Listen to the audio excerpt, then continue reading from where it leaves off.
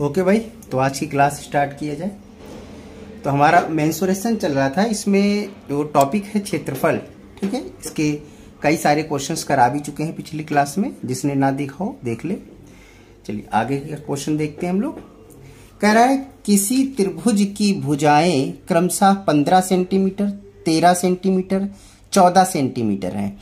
यहाँ पर ट्रायंगल है, इसकी भुजाएं 15, 13 और 14 सेंटीमीटर हैं। क्षेत्रफल ज्ञात कीजिए। ठीक है, इसका क्या बताना है? एरिया बताना है बेटा। ठीक है, तो देखो सबसे पहले देखो कि क्या ये राइट एंगल ट्रायंगल है।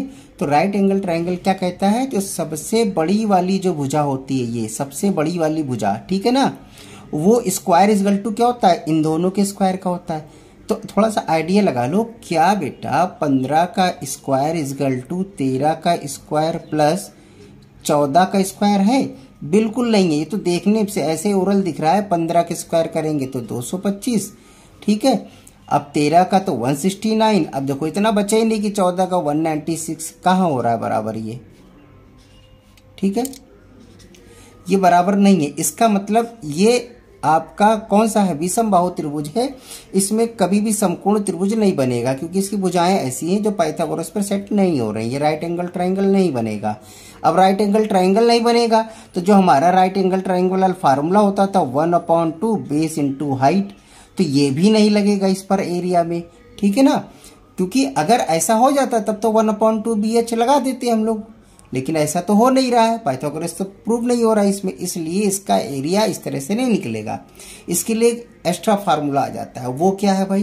तो देखिए इसमें सबसे पहले आपको S निकाला जाता है। S इज इक्वल टू क्या होता है? A plus B plus C upon 2। और जब ये निकाल लेंगे तब आपका एरिया का फार्मूला बन जाएगा S in bracket S minus A, S minus B और S माइनस सी, और ये पूरा रूट।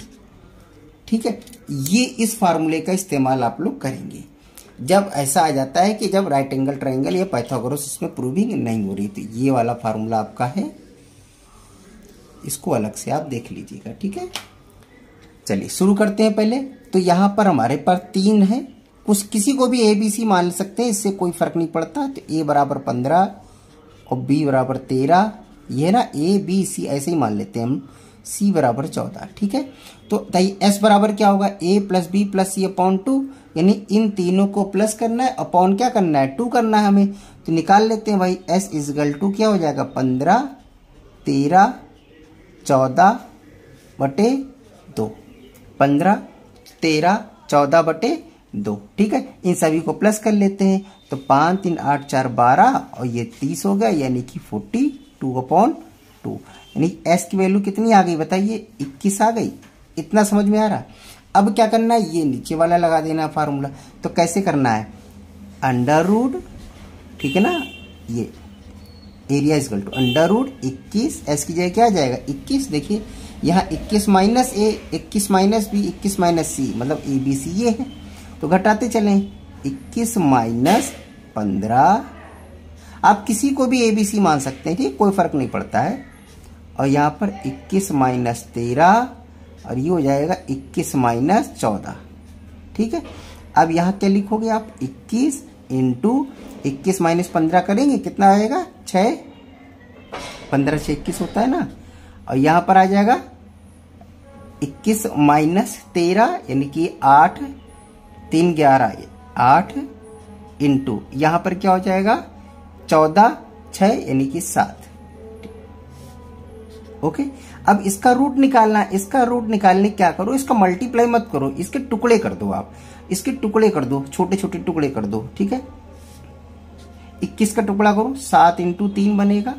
6 का टुकड़ा करो, 3 इंटू 2 बनेगा। 4 का टुकड़ा करो, 8 का टुकड़ा क्या बनेगा? 2 इंटू 2 इंटू 2। और 7 का टुकड़ा तो होगा ही नहीं, तो इसको 7 को ऐसे ही रहने दो। इतना समझ में आ गया? अब जिसका जिसका पेयर बन रहा है, मतलब जो जोड़े में आ रहा है, उन सबको आप क्या करो? कॉपी कर लो। ठीक है, अब जोड़ा किसका किसका बन रहा है ध्यान से देखो। जोड़ा आपका किसका किसका बन रहा है? देखिए एक तो ये 7 का जोड़ा बन रहा है 7 का जोड़ा। ठीक है, तो 7 बाहर आ गया, यहां कर ले, इसके आगे यहां पर कर ले रहे। ठीक है, क्या बाहर आ गया है? देखो 7 2 है तो एक 7 बाहर आ गया। अब देखो 3 2 मिल गए हैं तो 1 3 बाहर आ गया, जिसका पेयर बन रहा हो बाहर कर लो। 2 2 मिल गए तो 1 2 बाहर कर लो, और यहाँ पर भी 2 2 मिल गए 1 2 बाहर कर लो। तो अब अंदर तो कुछ बचा ही नहीं, सभी का पेयर बन गया था, ठीक है ना, क्योंकि 7 का इसके साथ चला गया था, 3 ये चल गया, 2 ये चला गया, 2 ये चला गया, कुछ अंदर नहीं बचा। तो यही हमारा इसका अंडर रूट की वैल्यू निकल आई, कितनी हो गई 7 3 21 दूनी 42 दूनी 84, मतलब 84। तो यही हमारा आंसर आ गया, एरिया 84। ओके, उम्मीद है समझ में आया होगा। चलिए अगला देखते हैं। देखिए कोई भी प्रॉब्लम है तो आप टेलीग्राम ग्रुप है हमारा जो, उस पर आप मैसेज कर दीजिएगा, ठीक है, तो आपको वहीं पर रिप्लाई मिल जाएगा।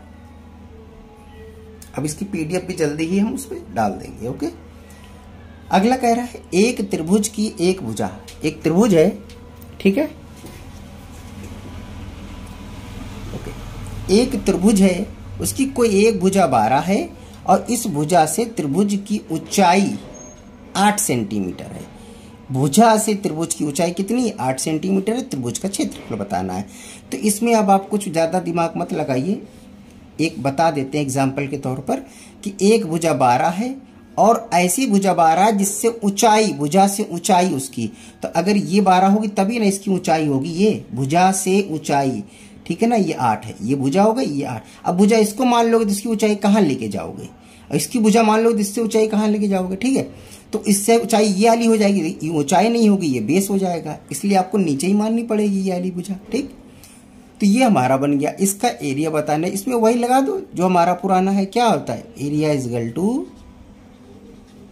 1/2 बेस इंटू हाइट, यानी 1/2 इंटू 12 इंटू 8, 2 से काट दीजिए, 4 बार गया यानी 48, ये हमारा इसका आंसर आएगा। ओके, चलिए अगला देखते हैं।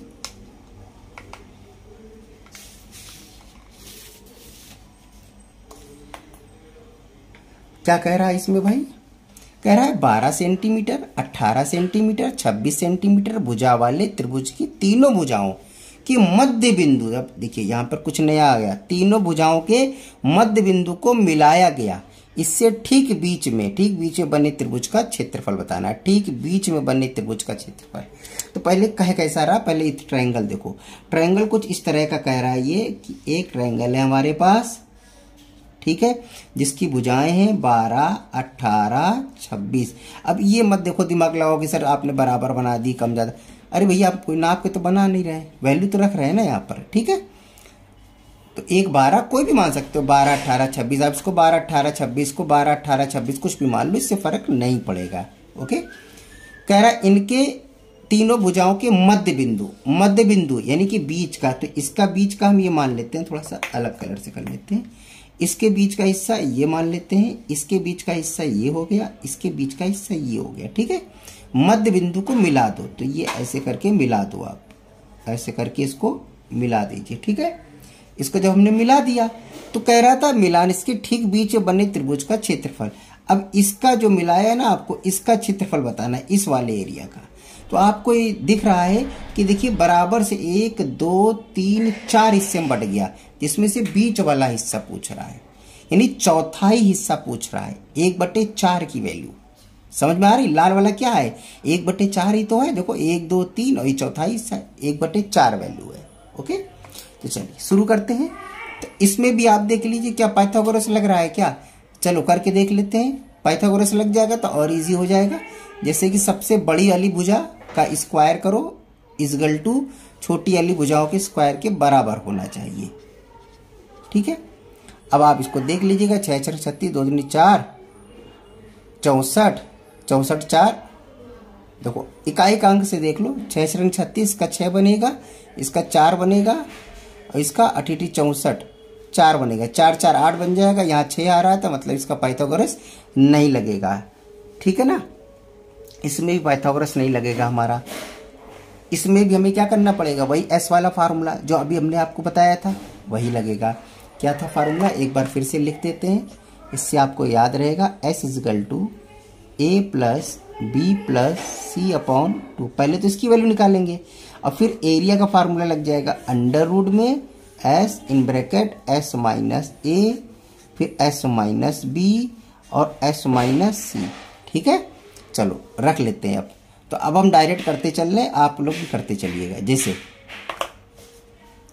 पहले तो तीनों जोड़कर 2 से डिवाइड करना है, तो 12, 18 और 26, तो क्या हो जाएगा 12 + 18 + 26 डिवाइडेड 2। ठीक है, 12, 18, 26, 18, 12, 30, 30 और 26 कितना हो गया 56, 56 को 2 से डिवाइड करेंगे तो 28। तो s की वैल्यू आ गई, बताइए 28 आ गई। अब यहाँ पर रख लेते हैं इसको। ठीक है, अब यहाँ पे रख लेते हैं कैसे, तो s की जगह पहले 28 रखो, इंटू करो, 28 से पहली वाली डिजिट को माइनस करो। 28 में से 12 गया, 28 में से 12 गया, कितना बचेगा 16, 16 12 28 होता है ना। अब 28 से 18 घटा दो तो 10 बचेगा, 28 से 26 घटा दो तो 2 बचेगा। ऐसे आप जल्दी हो जाएगा, थोड़ा सा ऐसे फार्मूले पे रखना नहीं है ना, एक में रख दिया, बार बार नहीं रखना। वैसे समझ में आ रहा है ना, वरना तो आप यहाँ वैल्यू रख लेना, आराम से कर लेना, कोई दिक्कत नहीं है। अब इसके टुकड़े कर लो, तो इसका टुकड़ा 28 का टुकड़ा क्या होगा 7 दूनी 14 दूनी 28। इसका टुकड़ा करो तो 16 का टुकड़ा कर लो, क्या जरूरत है 16 ऐसे ही रख लो, 16 का स्क्वायर तो होता ही है ना। 10 का टुकड़ा कर लो, 5 इंटू 2 5 दूनी 10 और 2 ये आखिरी वाला ऐसे कॉमन। अब इसका जरा पेयर देखो बेटा, कौन सा पेयर बन रहा है। देखो 7 का कोई पेयर बन रहा है, नहीं बन रहा है। 2 का पेयर बना, 1 2 बाहर हो गया। ठीक है, 16 का तो रूट हो ही सकता है 4। ठीक है, 16 का आ गया। 5 का पेयर बन रहा है, नहीं। इस 2 2 का पेयर बन गया, 1 2 बाहर आ गया। ओके, अब कुछ नहीं बन रहा, तो अंदर 7 और ये 5 अकेला रह गया है, तो अंदर इसको ऐसे ही कर लो 7 इंटू 5। तो बाहर क्या बन गया 2 चौको 8 8 दूनी 16। तो हम कह सकते हैं 16 रूट 35। लेकिन अभी आंसर नहीं आया 16 रूट 35, तो ये पूरे का आ गया है और हमें पूरे का नहीं निकालना है। किसका निकालना है 1/4 का, अंदर वाले का। तो बेटा बस इसको क्या कर देना है 1/4 करना है। ठीक है, तो अब इसको काट दोगे तो आंसर आएगा हमारा 4 रूट 35। ये आंसर आएगा आपका 4 रूट 35। ठीक है, आ रहा समझ में। ओके, चलिए अगला क्वेश्चन देखते हैं।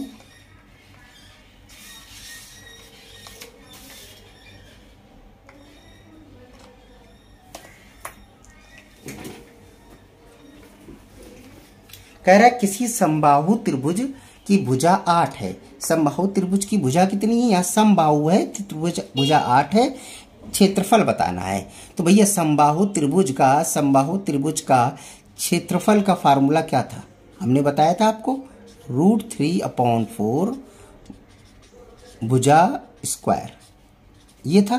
तो भैया वैल्यू रख दो, √3/4 भुजा की जगह क्या रखोगे 8 का स्क्वायर, मतलब 8 इंटू 8, 4 से कट जाएगा, 2 बार जाएगा, 8 दूनी 16, 16 रूट 3। ये आपका आंसर आ जाएगा। ठीक है, चलिए अगला देखते हैं। कोई भी प्रॉब्लम हो आप टेलीग्राम ग्रुप पर आप अपनी प्रॉब्लम लिख दीजिएगा कि सर ये वाला क्वेश्चन फिर से बता दीजिए, उसको वहीं पर बता दिया जाएगा आपको। ओके, चलिए अगला देखते हैं। एक समबाहु त्रिभुज है, ये भी समबाहु है बेटा, इसका क्षेत्रफल दे दिया है 25√3 वर्ग सेंटीमीटर। त्रिभुज की भुजा, इसमें भुजा पूछ रहा है, अभी भुजा दिया था, एरिया था, हर तरह का देखिए क्वेश्चन हमने डाल दिया है। तो इसका क्षेत्रफल का फार्मूला क्या होता है बताइए, अभी बताया था ना कि इसका सर क्षेत्रफल का फार्मूला होता है √3/4 और भुजा स्क्वायर, यही होता है ना। चलो वैल्यू रख दो, एरिया की जगह ये रख दो, क्या रख दोगे 25 √3 इक्वल टू √3/4 भुजा स्क्वायर। ठीक है, अब √3 से √3 कैंसिल कर दो, क्रॉस मल्टीप्लाई करोगे तो 25 को 100 बन जाएगा। तो क्या लिखोगे 100 बराबर भुजा स्क्वायर। तो भैया भुजा बराबर क्या हो जाएगा, अंडर रूट चढ़ जाएगा, √100, यानी कि भुजा की वैल्यू कितनी आ गई, भुजा बराबर 10।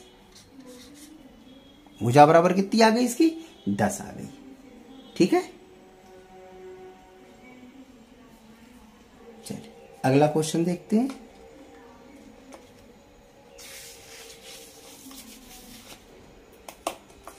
कह रहा है कि समबाहु त्रिभुज की भुजा 6 है, ऊंचाई बताओ। देखो इसमें कुछ और पूछ रहा है, इसमें समबाहु की भुजा दे दी, इसकी ऊंचाई पूछ रहा है। ओके भाई, चलिए ये भी करते हैं हम लोग। देखिए ये समबाहु, समबाहु मतलब सम मतलब बराबर, बाहु मतलब भुजाएं। जैसे कि हम लोग कोई भी उम्मीद, देखो दोनों हाथ हम लोग के बराबर होते हैं भुजा, तो समबाहु है, बस उसके आगे त्रिभुज मत लगाना। हर वो चीज समबाहु जिसकी भुजाएं बराबर होती हैं। सम मतलब बराबर, बाहु मतलब भुजा। तो इसकी ये तीनों भुजाएं कैसी हैं? बराबर है, तो ये समबाहु है। तो इसकी 6 है, तो सारी 6 हो जाएंगी। इतना समझ में आ गया। ऊंचाई पूछ रहा है, तो ये वाली वैल्यू, इसको हम थोड़ा सा अलग कलर से कर देते हैं।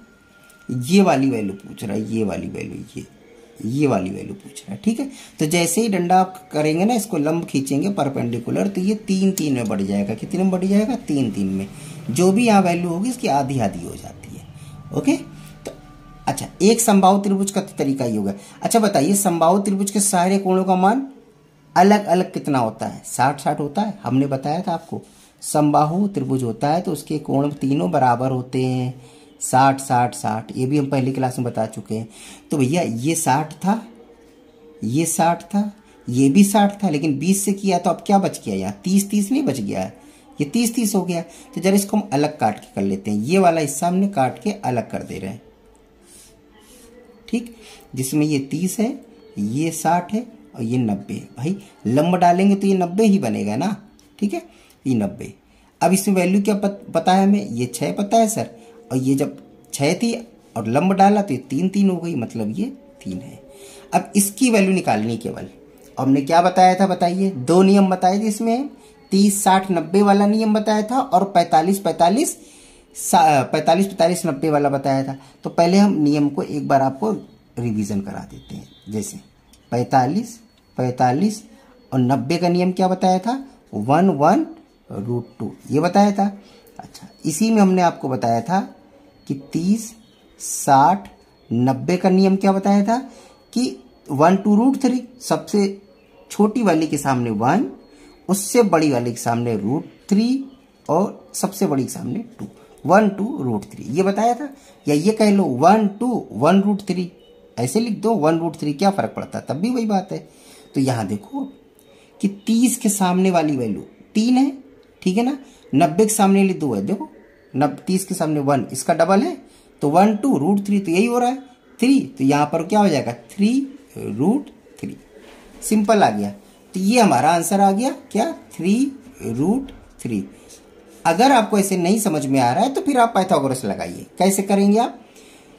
कि आप ABC ऐसे रख दीजिए, ठीक है। तो AC square minus BC square कर दीजिए, तब भी आ जाएगा। पाइथागोरस से यही होता ना, ठीक है।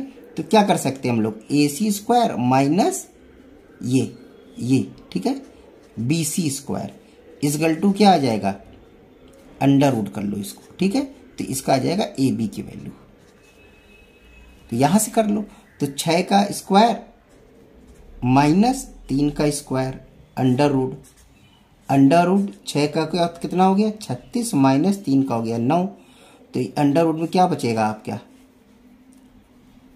ठीक है, 27। अब 27 के अगर टुकड़े करें बेटा हम, तो जरा 27 के टुकड़े करो, 3 त्रिका 9 त्रिक 27, ये हो गया। अब एक पेयर बन रहा, बाहर कर लो, एक अंदर बचा तो ये अंदर आ जाएगा। तो यही तो आंसर घूम पर के आया, 3√3।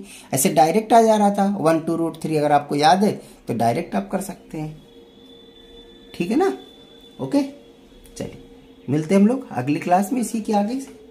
और जो भी प्रॉब्लम हो आप टेलीग्राम, हमारे जो चैनल है इसका लिंक हमने डाल दिया है नीचे डिस्क्रिप्शन बॉक्स में, उसमें आप टिक कर लीजिएगा, उसमें ज्वाइन हो जाइएगा आराम से। उसी में PDF वगैरह आपको मिलेंगी।